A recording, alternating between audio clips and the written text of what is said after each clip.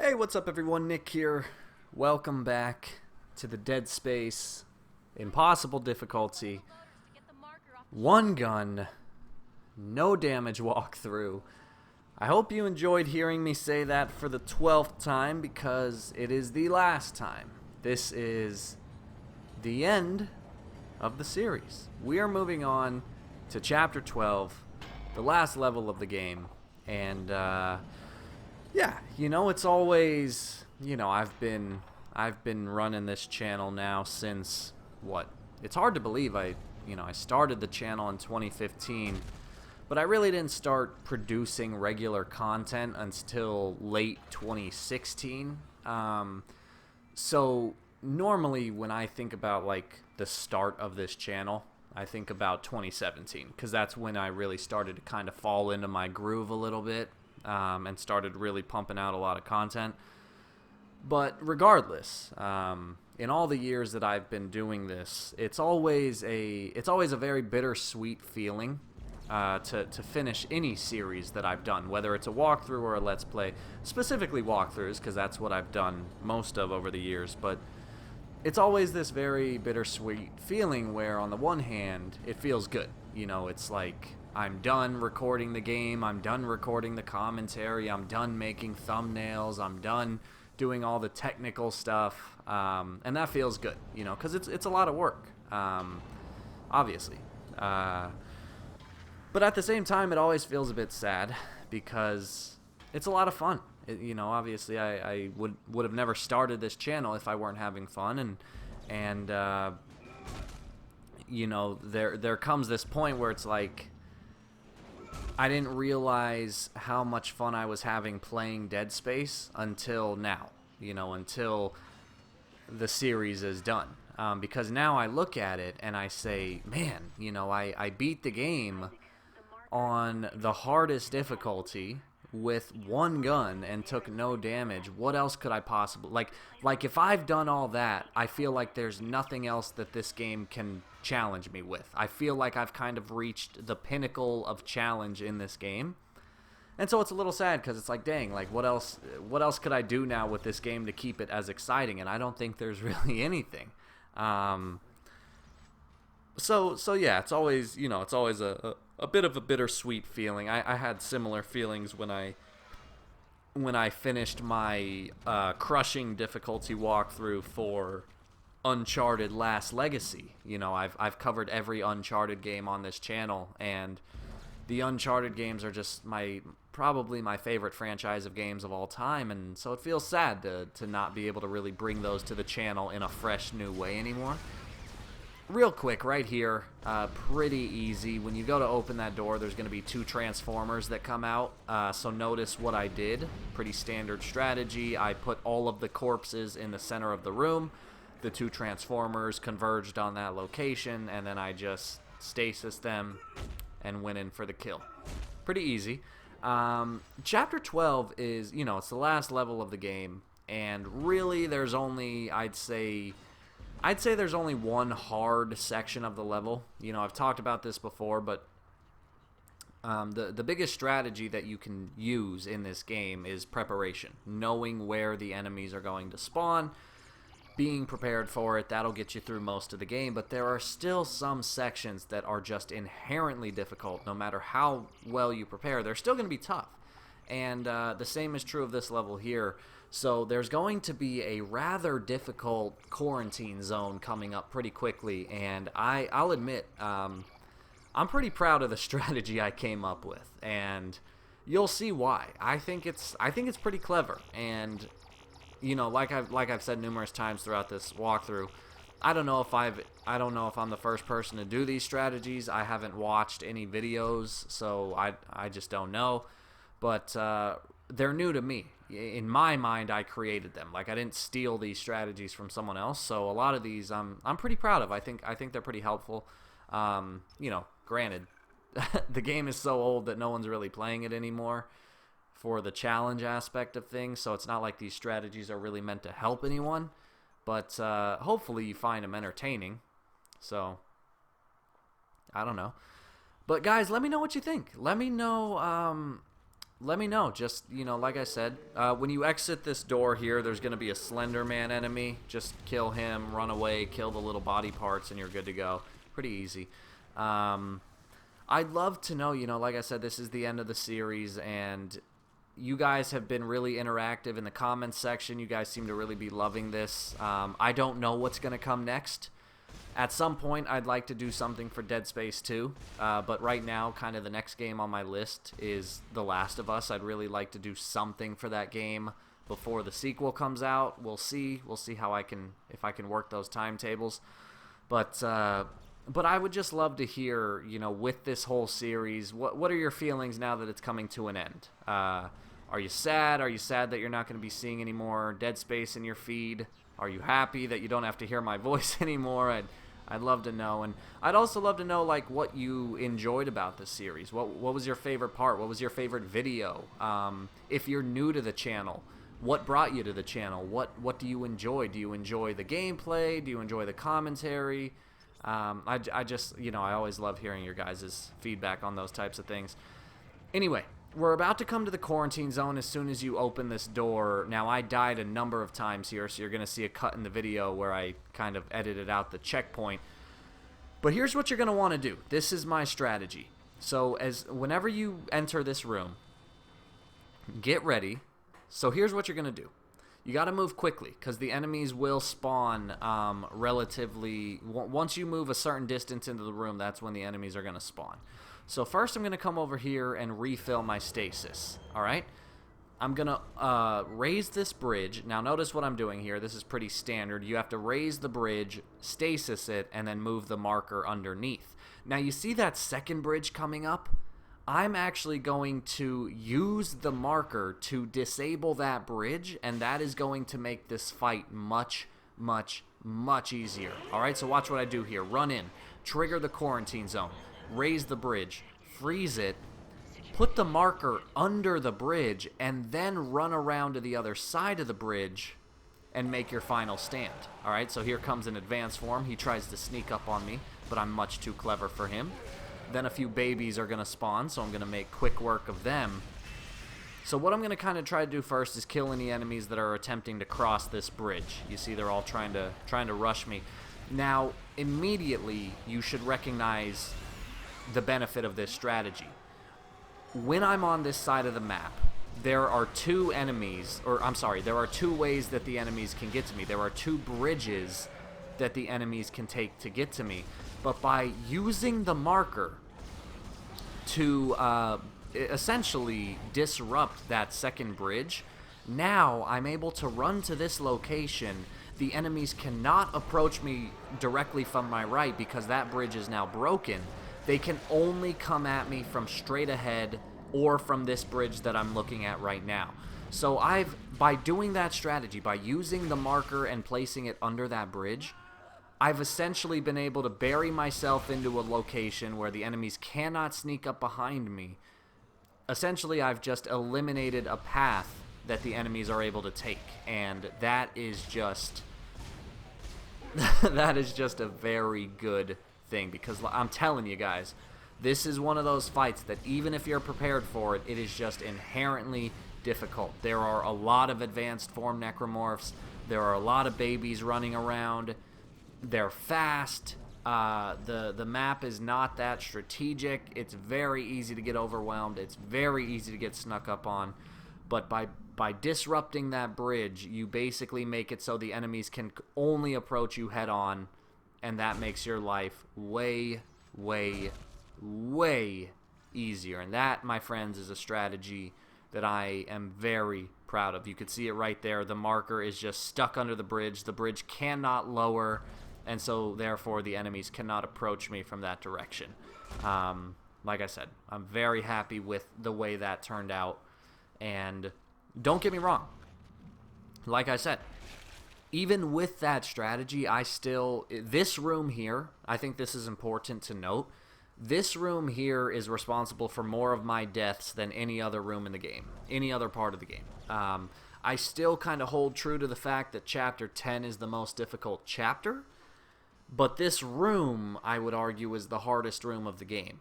even with that strategy and even with all of the practice that I took going into this walkthrough, this room I probably died 9 or 10 times in. It's even with everything that I just showed you, I still died quite a bit. It's just a difficult room. There's no other way to put it. The enemies are fast. There's a lot of them. It's tough.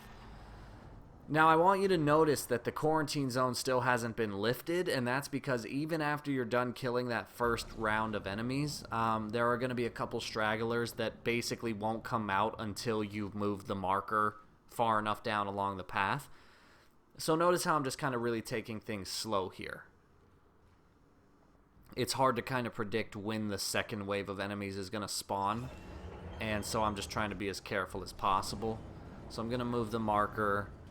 Notice how I'm kind of rotating that camera a bit, trying to make sure no enemies can sneak up on me.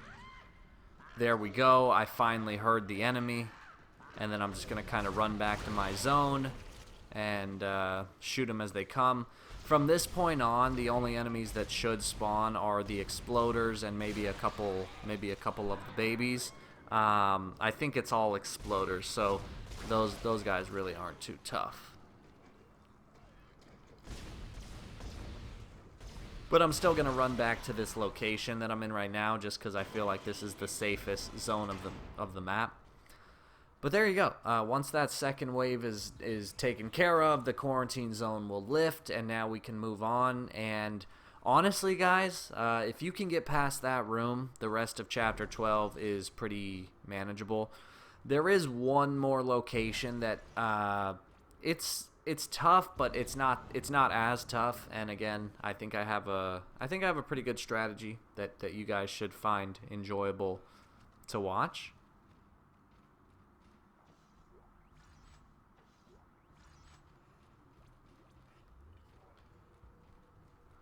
I don't know why the capture card decided to glitch out quite a bit. I'm hoping, I mentioned this in the last video, but I'm really excited about the fact that I was able to download my editing software onto my laptop, and my next step is I'd like to download the Elgato stuff onto the laptop. And I think this will be beneficial for a number of reasons. One, it allows me to be portable when I'm recording the commentary, which is just a big convenience for me. Two, I'm hoping that all of the lag you see, or not the lag, but like the little glitches in the capture card, I'm hoping it's not actually the capture card and that it's my PC that I'm using, because then if I switch to the laptop, that won't be a problem. If it's the capture card, then it will still be a problem regardless. Let me quickly comment on what you're seeing here. There's basically going to be 2 pod spitters guarding this door. Normally my strategy is to kill all of the pods and then kill the pod spitters, but in this room I actually recommend the opposite. I recommend hiding behind this pillar and killing both pod spitters and then just peeking around the corner and shooting all of the pods that may have spawned during that encounter. Nothing really difficult here. This is something that I did pretty easily in all 3 of my practice runs, so I wouldn't worry too much about this. But yeah, so I'm really excited to be moving production to my laptop instead of my PC. I don't know what it is, but I bought the PC back in 2016, right when I started my channel, back when I was doing primarily Let's Plays, and I only bought it because I wanted to play more games off of Steam, and I thought my laptop at the time was not powerful enough to play those games, and that's why I bought the PC. But in all honesty, the PC, I don't know, it's not that great. I think I should have put more care into getting it. It's never been that good of a piece of equipment.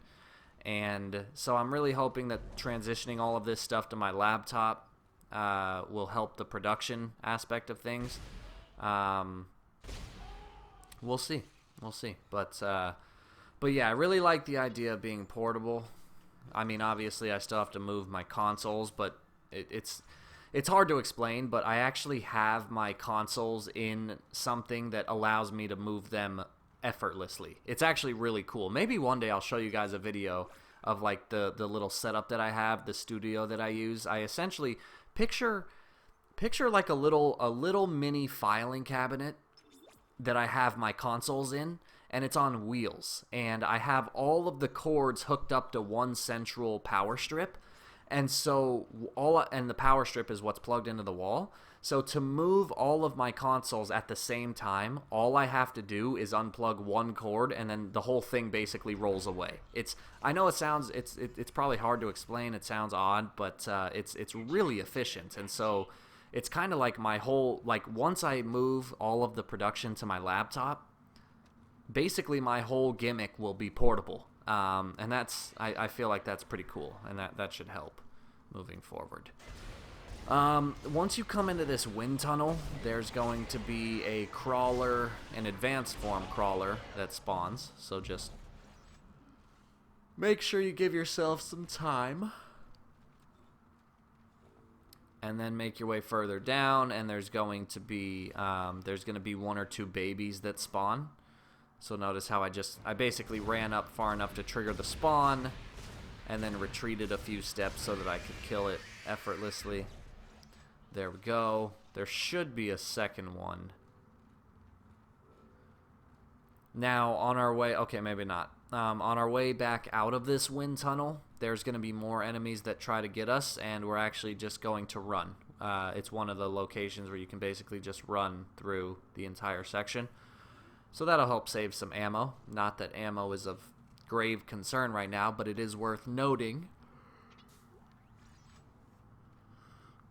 It is worth noting that once we go back into the room where we fought those pod spitters, there's going to be a brute that we have to fight, an advanced form brute. So obviously those guys take a lot of ammo. Anyway, watch what I do here. We're going to go back through the wind tunnel. I'm going to make my jump. I'm going to stasis this rotor here, run through, and now I'm just going to make a run for it. There's going to be several enemies that spawn in front of you, but it's pretty easy to just run past them, and that's exactly what I'm going to do. There's going to be another rotor that you have to freeze, so go ahead and, obviously make sure you do that. But otherwise, that's it. That's all you got to do. So, easy as that. Now we're going to make our way back out, and that's when the advanced form brute is going to attack. Really, really easy here. I've talked about this before. The brutes are pretty easy to kill. They just take a lot of ammo. The biggest factor that comes into play when you're fighting a brute is the room that you're fighting the brute in. And this happens to be one of the rooms that, you could see it's very big. There's a lot of room to maneuver. The brute is really not a problem. And so, yeah, basically, all we have left is there's going to be one area that takes place outside that is kind of tough. And then there's going to be the final boss fight, which is actually really easy. Believe it or not, I did it on my first try without a problem on all 3 practice runs. The final boss in this game is not tough. Is not tough at all. But yeah, so one thing I'll mention, guys, is I've kind of commented on this in the past. One of my biggest pet peeves is with the channel. And a big reason why I've kind of taken this new direction where I'm only playing games that I enjoy is something that started happening would be I would start a new series playing any game that I felt like playing, and the first video, whenever you start a new series and release the first video, it's always really exciting because you're going to get to see what people say. Like, they're going to express how excited they are to watch you play this game or whatever. And so, like, to give you just an example, like, I might do a series on Spyro the Dragon, and so the first video came out, I'm excited, I can't wait to see what people say, and then I'll read the comments, and one of the first comments is just somebody saying, can you play Resident Evil 2? Can you play Dead Space? Can you play this? And I really, unless you've created videos on YouTube, I really don't think you guys understand how, I'm sorry, I shouldn't phrase it like that. Maybe you do understand, but it's just, it's just very, very frustrating, and it's very disheartening when you put all this effort into a new series and then literally the first thing someone says is, can you play something else? It's not fun, and that's one of my biggest pet peeves of the channel. And so, like I said, that's why I've taken this new direction moving forward, where I'm just going to play what I want to play, and you guys might ask me to play a different game, and if I say no, I'm not going to feel bad about it, because it's, you know, at the end of the day, I know this sounds selfish maybe, but it's my channel, and it's my life, and I think that's a healthy step to be taking. That being said, please, please, please, I don't want you guys to feel like I don't read your comments, and I don't want you to feel like I don't appreciate your comments. And so, if you have games that you would like to see me play, please, by all means, feel free to share in the comments and let me know. I love interacting with you guys. There are a lot of wonderful games out there that I've never played, and it might just happen that you recommend a game that I love. But understand that there is a time, there's a proper time to leave those comments. You shouldn't tell me, you know, in the first 3 videos of a series that I should be playing a new game. You should wait until videos like this, the last video of the series, and say, hey, Nick, you know, if you don't have an idea for a new game to play, might I recommend whatever? I just think that's a much nicer way to go about it, and you know, maybe I sound a bit mean or pretentious, but that's my opinion on the matter. That's kind of how I view it as the actual content creator. And I just, you know, I wanted to make that clear and kind of just emphasize that, you know, I love your guys' comments, but there's just, I think there's a certain level of I don't know the word. There's just a certain time and place for certain comments, if you catch my drift. Anyway, I hope you guys can sympathize with that. Alright, so we're about to come to the outdoor area that I mentioned. This part is a little difficult, and it's going to go kind of fast, but essentially, once you open this door, you're going to want to make a run for it. You're going to immediately run down the bridge.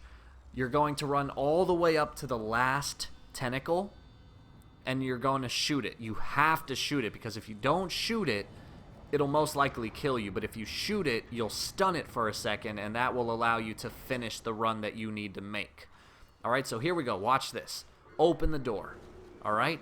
Immediately, you're going to see a cut in the video because I died here a number of times. Here's where you'll spawn on the checkpoint. Immediately as you go through the door, start running down this bridge.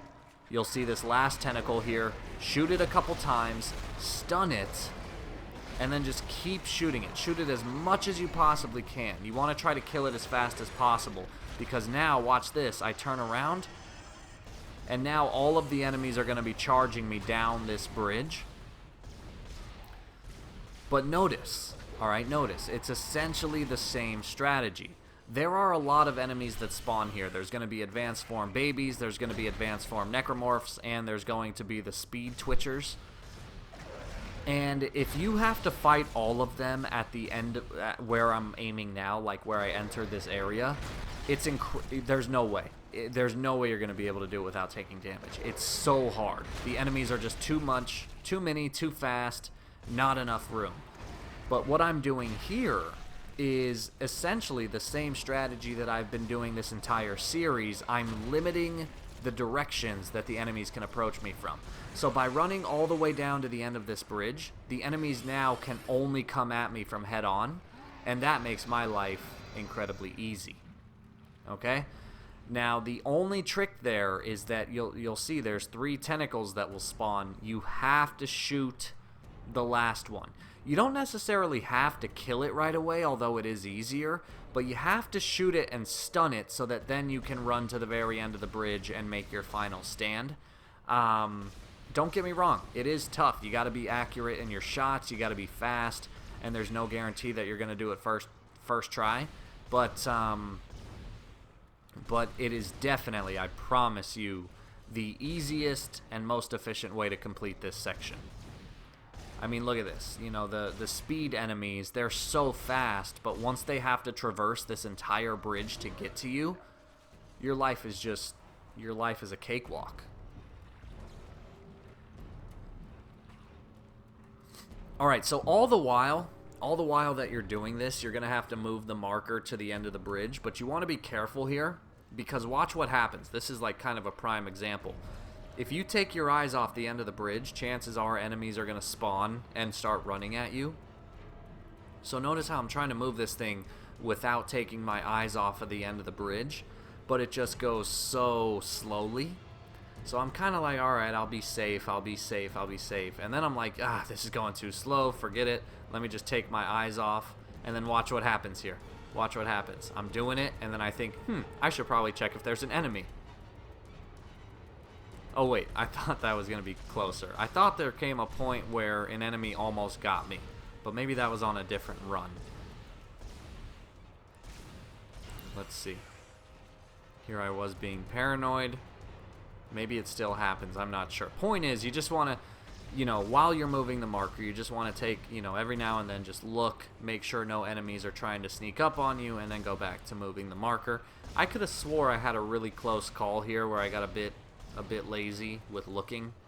Let's see if it still happens. So I'm moving the marker, I'm going to turn around. There we go. There it is. So, I mean, look at that. I turned around for maybe 3 seconds, and then one of the fast enemies was on my ass. So just be careful. That's it. Just take it slow. Be careful. And then once you get the marker in place, guys, once you get the marker in place, you're basically done. You're going to, you'll see that the tentacle actually dies automatically based on what's happening. And then there's going to be a cutscene once you go into this room.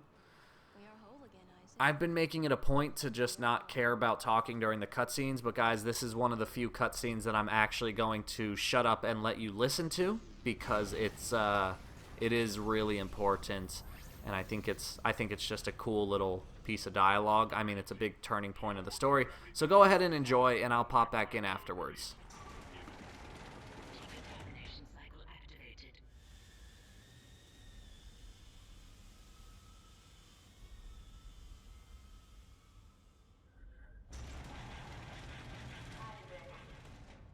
Isaac, you really didn't think I was just gonna walk away, did you? I can't do that. Marker's coming with me. It's a shame. I didn't know he could like you. Even if you are insane. What, you don't believe me? Take a look at yourself. Better yet, take a look at the video from Nicole. And this time, watch it right to the end.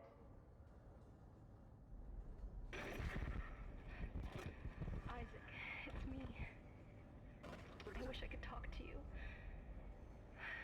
I'm sorry. I'm sorry about everything. I wish I could just talk to someone. It's all falling apart here. I can't believe what's happening. It's strange. Such a little thing. And it all comes down to this one little thing.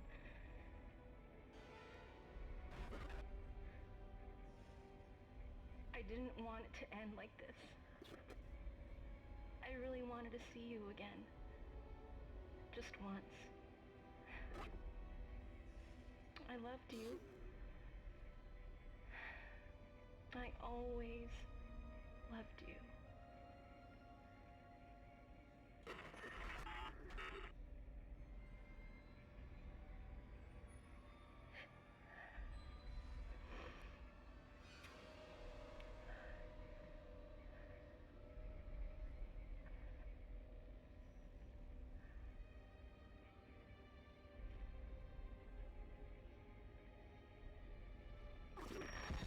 See? You're insane. Just like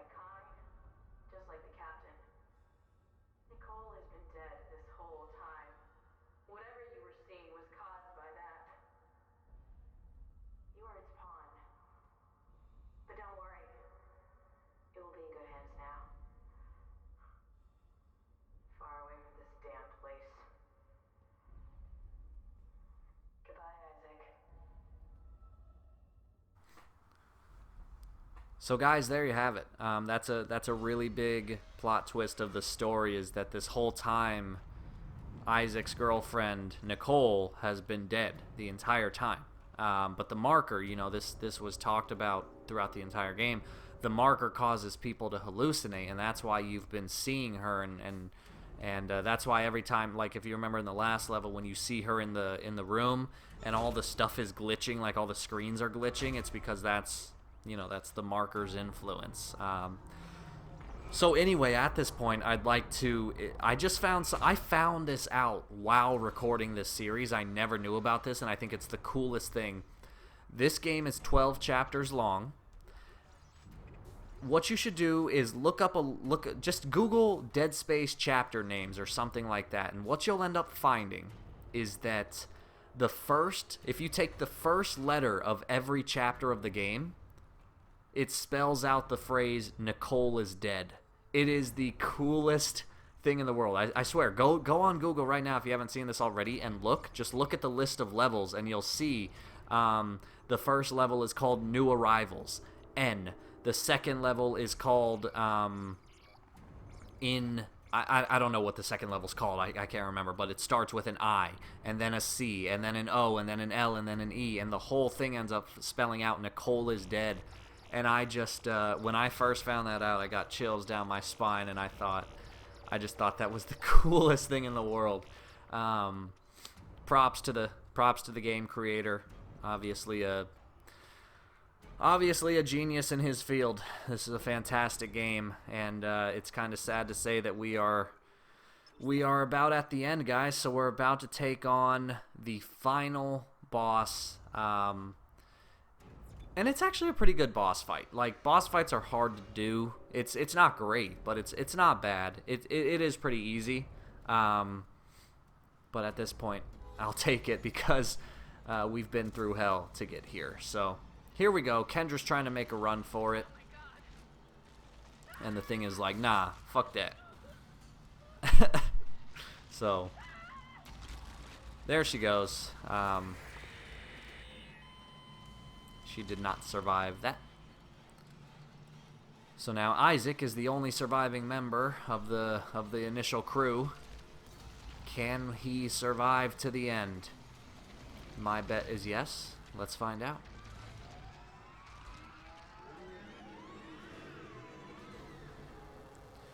Alright, here we go. It's the Hive Mind. It's the final boss. Let's take this thing on.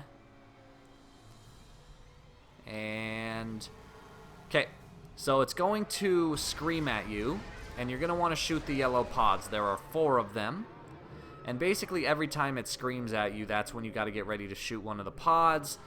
In between, it's going to slam its tentacles down, and then once it does that, you're just going to go back to shooting.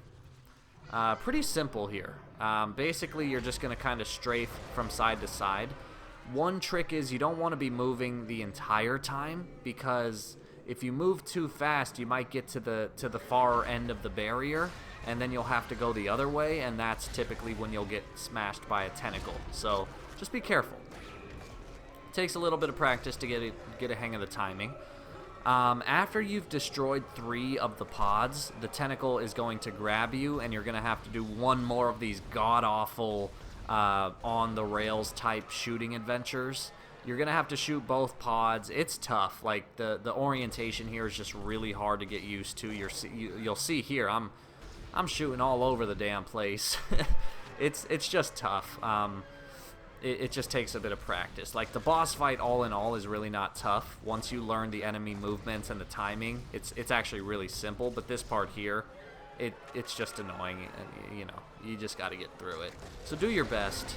There we go. 1 pod down. As you get closer, like as it brings you closer, it obviously gets a little easier.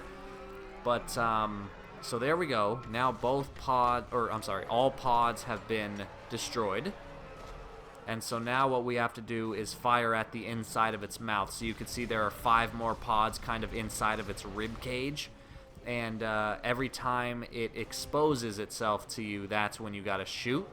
But now it's going to do this kind of 3 tentacle slams. So you see 1 there, 1 there, and then I'm going to strafe back. And there we go. Okay. Maybe it's 4. There we go. 4 tentacles. All right, so just strafe back and forth. You're good to go. And then once it opens its rib cage, you're just going to start shooting into that mess of pods and basically just shoot all of them. You'll see that there are a couple explosive tanks on the floor. It is you'll actually see me do this. You can use your kinesis to shoot basically pick up an explosive barrel and shoot it into the rib cage. And with a well-placed shot, you can destroy more than one pod at a time, given the explosions. So you'll see right there, boom. It's not, you don't have to do it. You could just use your plasma cutter the whole time. It's just the tanks may make your life a little easier, but, you know, don't risk getting hit or dying in order to pick up a tank. If you can't pick up a tank, don't pick it up. It's not the end of the world. But there we go. So strafe, strafe, strafe. Here comes the rib opening. Shoot the explosive. Shoot the pod. And voila. Ladies and gentlemen, that is the boss fight. That is Chapter 12. That is the game. And that is the end of this series. So there we go. Take a picture. Admire the alien falling down. And then make your way back to the ship.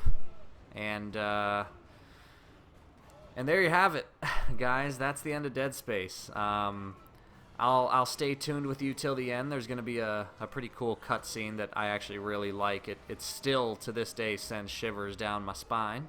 So we'll watch that. And then I'll kind of do my little sign-off during the credits.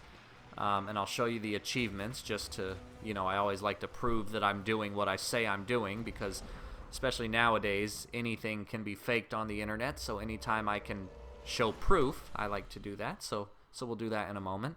But check this out. So here we are, the end of an adventure. Isaac's just floating alone in dead space. Finally takes off his helmet. Thinks he can relax. He's earned it. He's earned a beer. Why not? What could go wrong from here? There's our hero. Our true hero of the game, Isaac Clarke, space engineer. Isaac, it's me. I wish I could talk to you. You can see the look in his face. I'm so... He finally has the strength to realize it wasn't real. Everything seems at peace.